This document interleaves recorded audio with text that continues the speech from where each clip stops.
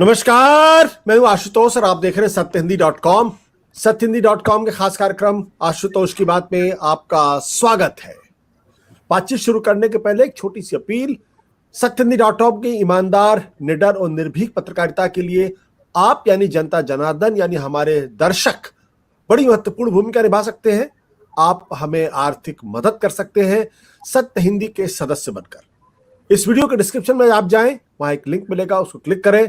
कुछ आर्थिक भुगतान करके आप हमारी मदद करेंगे और ये केवल सिर्फ सत्य हिंदी की मदद नहीं होगी बल्कि पत्रकारिता की भी एक बड़ी मदद होगी। और अब हम आज की बातचीत शुरू करते हैं। आज दरअसल हम बातचीत करेंगे पंजाब पे। वैसे तो पूरे देश की निगाहें उत्तर प्रदेश पे लगी हुई कि वहां क्या होगा, लेकिन इस वक्त मुकाबला पंजाब में भी बहुत ही अनिश्चित है और जो ओपिनियन पोल्स हैं वो ये कह रहे हैं कि वहां मुकाबला जबरदस्त है। फिलहाल किसी को बहुत स्पष्ट बहुमत मिलती हुई दिखाई नहीं पड़ रही है। हालांकि कई ओपिनियन पोल्स ने आम आदमी पार्टी को बढ़त दी है, लेकिन जो राजनीति के पंडित है उनका कहना है कि वहां ऊंट किसी भी करवट बैठ सकता है। आज की बातचीत हम करेंगे पंजाब के बारे में और वहां राजनीतिक समीकरण क्या बन बिगड़ रहे हैं। आम आदमी पार्टी क्या कोई बड़ा उलटफेर करती हुई दिखाई पड़ रही है? क्या कांग्रेस पार्टी दोबारा वहां लौट सकती है? क्या चरणजीत सिंह चन्नी कांग्रेस पार्टी के लिए एक जादू की छड़ी साबित हो सकते हैं? क्या नवजोत सिंह सिद्धू के नखरे जो हैं वो कांग्रेस की नैया डुबो सकते हैं? क्या सुखबीर बादल और अकाली दल एक डार्क हॉर्स साबित हो सकते हैं? आखिर कैप्टन अमरिंदर और भारतीय जनता पार्टी कितना नुकसान करेगी? और क्या पंजाब इस बार कोई निर्णायक फैसला देने वाला भी है या नहीं? इन्हीं सब मसलों पर करेंगे चर्चा, लेकिन उसके पहले आपको दिखा दें कि 14 तारीख को टाइम्स नाउ, नवभारत और वीटो ने एक सर्वे किया था। उसकी एक झलक दिखाते हैं और उस झलक के आधार पर हम आपको बताने की कोशिश करेंगे और अपने तमाम जो हमारे आज एक्सपर्ट बैठे हुए हैं उनसे जानने की कोशिश करेंगे। ये जो सर्वे है टाइम्स नाउ, नवभारत, वीटो का सर्वे है जो आज से 4 दिन पहले यानी 14 तारीख को किया गया था। दावा ये किया गया था कि 13 जनवरी तक के इसमें आंकड़े हैं, यानी 13 जनवरी तक की बात इसमें लोगों से पूछी गई है। इस सर्वे के मुताबिक कांग्रेस पार्टी को 34.8% वोट मिल रहे हैं, आम आदमी पार्टी को 40.32% वोट मिल रहे हैं, भारतीय जनता पार्टी और कैप्टन अमरिंदर सिंह की पार्टी को 4.64, अकाली और बीएसपी गठबंधन को 16.83% वोट मिल रहे हैं, अन्य के खाते में 3.30। इसमें किसान पार्टी भी शामिल है। जो सीटें फिलहाल मिल रही हैं उन सीटों पर एक नजर डाल लेते हैं। टाइम्स नाउ, नवभारत और वीटो सर्वे के मुताबिक कांग्रेस पार्टी को पंजाब के इस चुनाव में अगर अभी वोट डालना हो तो 44 से 49 सीटें मिलती नजर आ रही हैं। आम आदमी पार्टी 58 वोट मिलते नजर आ रहे हैं। भारतीय जनता पार्टी और कैप्टन अमरिंदर को 0 से 3 सीटें मिलती नजर आ रही हैं। अकाली दल और बीएसपी को 10 से 13 और अन्य के खाते में 1 से 2। एक और सवाल यहां पूछा गया था जिसका जिक्र मैं कर दूं क्योंकि इस सवाल से बहुत कुछ स्पष्ट होगा कि आखिर पंजाब में मुख्यमंत्री के तौर पर पहली पसंद कौन है। अगर आप आंकड़ों पर नजर डालें तो टाइम्स नाउ, नवभारत और वीटो सर्वे के मुताबिक चरणजीत सिंह चन्नी को 33.52% वोट मिल रहे हैं। यह अपने आप स्टैगरिंग फिगर है क्योंकि 6 महीने पहले तक चरणजीत सिंह चन्नी पंजाब की राजनीति में कोई महत्वपूर्ण भूमिका निभाएंगे शायद किसी को उम्मीद नहीं थी। कैप्टन अमरिंदर सिंह जो मुख्यमंत्री थे बाहर निकले सिर्फ 2.21%। सुखबीर बादल 10.32%। 10 साल के मुख्यमंत्री, 10 साल के इनकी सरकार थी पंजाब के अंदर और वो उसमें डिप्टी सीएम थे। भगवंत मान 27.31 आम आदमी पार्टी की तरफ से। नवजोत सिंह सिद्धू तमाम हंगामा करने के बावजूद भी 4.11। अरविंद केजरीवाल अप्रत्याशित रूप से 17.21 और अन्य के खाते में 6.32।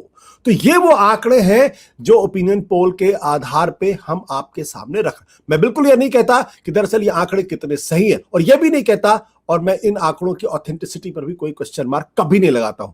मैं कभी भी किसी भी ओपिनियन पोल की ऑथेंटिसिटी पर सर्वे नहीं लगाता हूं क्योंकि जब मैं IBN 7 में मैनेजिंग एडिटर था तो इस तरीके के बहुत सारे पोल हम करते थे और उन पोल्स की जो एजेंसीज होती थी, जो आंकड़े देते थे, उसके आधार पर ही बातचीत होती थी।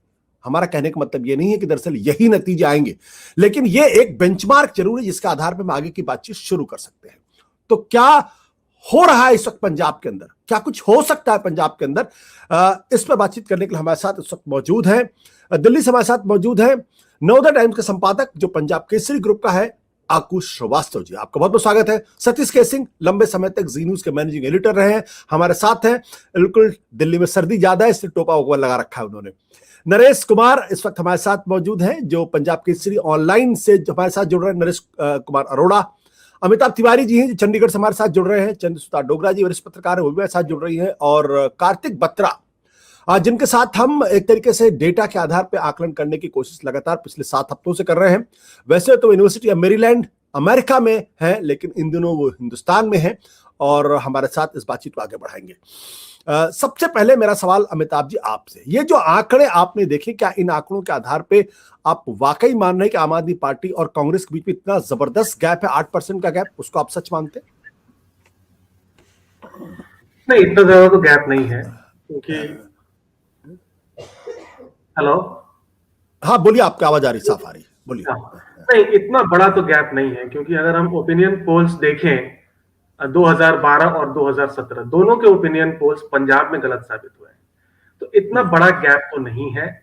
हाँ, आम आदमी पार्टी के साथ एक हवा जरूर बन रही है और उनको जो फायदा होता नजर आ रहा है वो ज्यादातर अकाली दल और भाजपा के वोट शेयर में जो गिराव है उससे फायदा होता नजर आ रहा है।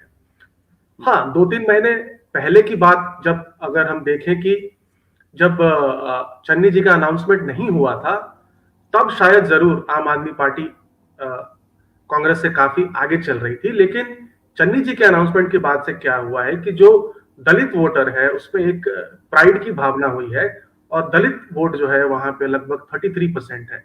उसका एक सिग्निफिकेंट चंक जो है वो कांग्रेस को जाता नजर आ रहा है। चन्नी ने अपने एक ऑरा क्रिएट किया है, जिसकी वजह से उन्होंने केजरीवाल के आम आदमी इमेज को भी कहीं ना कहीं डेंट पहुंचाई है। तो इन सब फैक्टर्स को देखते हुए ये लगता है कि ये जो गैप दिखाया जा रहा है ये बहुत ज्यादा है। एक बात ये भी समझने लायक है कि इसमें किसान मोर्चा और भाजपा पीएलसी जो अलायंस है, इसको कोई भी पोल आंकने में असफल रहेगा, क्योंकि अभी तक ज्यादातर सीटों पे इनके कैंडिडेट्स भी अनाउंस नहीं हुए हैं और ये एक विधानसभा चुनाव है। इसमें कैंडिडेट्स का बहुत इंपॉर्टेंट रोल रहने वाला है। लगभग 1/3 वोट मेरे हिसाब से किसी भी कैंडिडेट को उसको अपने बलबूते पे मिलता है। तो कौन सा कैंडिडेट कहाँ मजबूत है, संयुक्त किसान मोर्चा या एसएसएम जो है वो किस पार्टी को कहाँ नुकसान पहुंचाती है, और कांग्रेस से जो कुछ लोग निकल के पीएलसी या भाजपा जा रहे हैं वो एक्चुअली कितना चोट पहुंचाते हैं कांग्रेस को। क्योंकि देखिए, एज अ इनकम्बेंट जब भी स्प्लिट होता है ऑपोजिशन वोट, वो इनकम्बेंट को फायदा पहुंचाता है। ये हमने बिहार में देखा है, ये हमने बंगाल में देखा है। कहीं भी इलेक्शन में split of opposition votes normally helps the incumbent party.